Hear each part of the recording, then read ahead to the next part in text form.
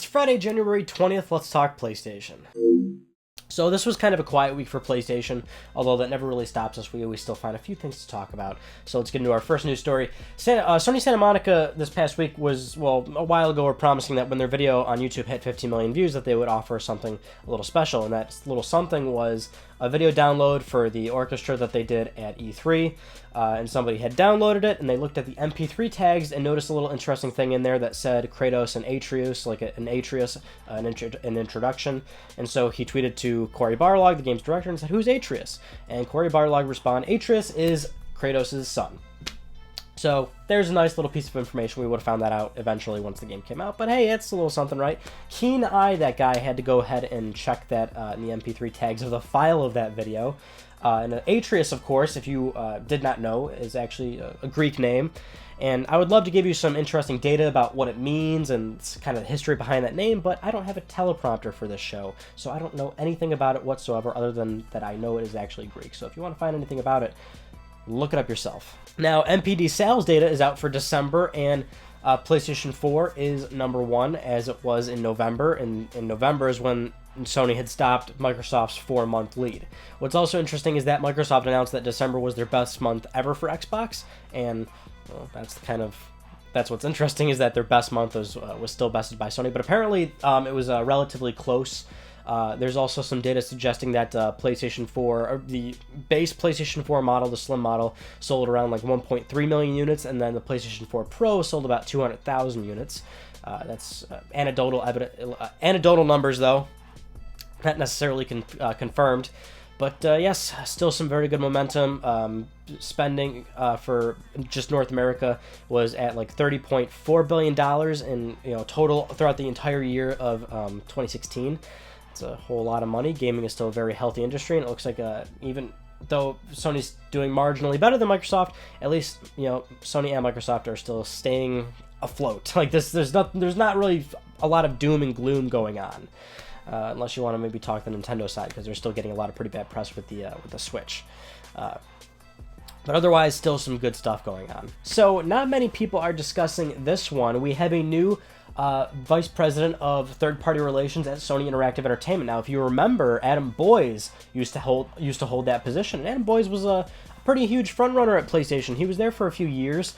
He was on E3 stages plenty of times. He was very charismatic, and he was a pretty cool dude, and he did a lot of great things for PlayStation. But he recently left back in June to be the CEO at Iron Galaxy, and now we have a new person filling this position. So this is former Harmonix COO Florian Hunziker. I'm probably butchering that. Definitely don't know how to say that name.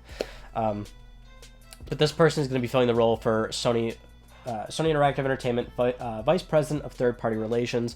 Of course, this person is going to be responsible for bringing games to PlayStation that is obviously not Sony's in-house studios, so working directly with third parties, big or small, and that's kind of the statement he kind of released, saying he's going to still be working with, whether it's a big developer or publisher with tens of millions of dollars to work on a big AAA project, or whether it's a small startup that's just trying to break into the industry and start their game and whatnot. He's promising to help get games to PlayStation.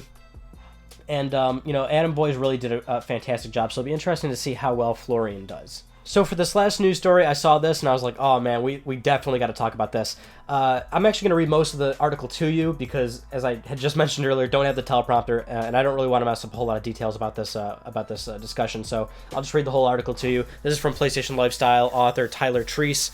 I'll start you off right here. A Kansas judge recently ruled that Sony can take the information without a warrant, as it wasn't unreasonable search and seizure. This came up during a court case regarding child pornography, where Michael Stratton, who went by the PSN handle of Susan_14, messaged multiple users asking if they were interested in child pornography.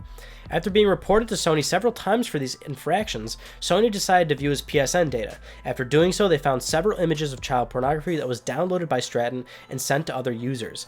Afterwards, Sony shared the information with the National Center for Missing and Exploited Children, who then contacted the FBI. This led to Stratton getting arrested and his PlayStation 3 seized after a warrant was given.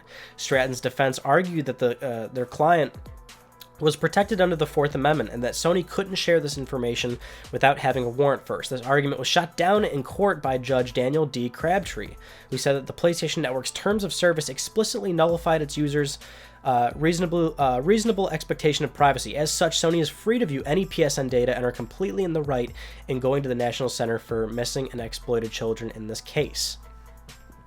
Totally an interesting story. Now, it's obviously related to PlayStation, but it goes without saying, this relates to any sort of, social media environment or online public domain that you typically would use. If you're going to be using it in sort of a malicious fashion, it's absolutely going to be against the terms of service, and it's actually kind of a good thing that this guy isn't necessarily protected. And Sony was able to sort of retrieve evidence, and it could have been brought to life, because this is obviously an understandably very bad person. There are some people that actually defend this guy, and that's kind of insane to me. I know some people are big advocates of, online privacy and data storage and data mining and all that sort of, all the sort of security and privacy concerns. And that's understandable, especially in 2017 when so much is viable and so much is accessible and things of that nature. But this is definitely an important news story. And it's great that Sony was in the right to access that information and, provide it to the proper organizations and have this person, be brought to justice. Especially a case like that, child pornography, that sounds like a very dangerous individual. That's not somebody you really want out in the public, and so that's certainly a sort of a great thing to hear, I guess. I'm not sitting here trying to advocate anything like that, or I'm not trying to give a warning to somebody and say, like, hey, if you're using PSN for these sort of bad things, maybe you might want to stop. But it's a good thing for sure. Those are just some of the news stories I want to talk about with you guys this week, and I got nothing else for you still, so I'll let you know when something actually interesting comes up and when I have more time to do more videos. Anyway, that concludes this week's episode of Let's Talk PlayStation. I'm Ryan Badecki. Thank you all so much for talking with me, and I'll see you guys next Friday.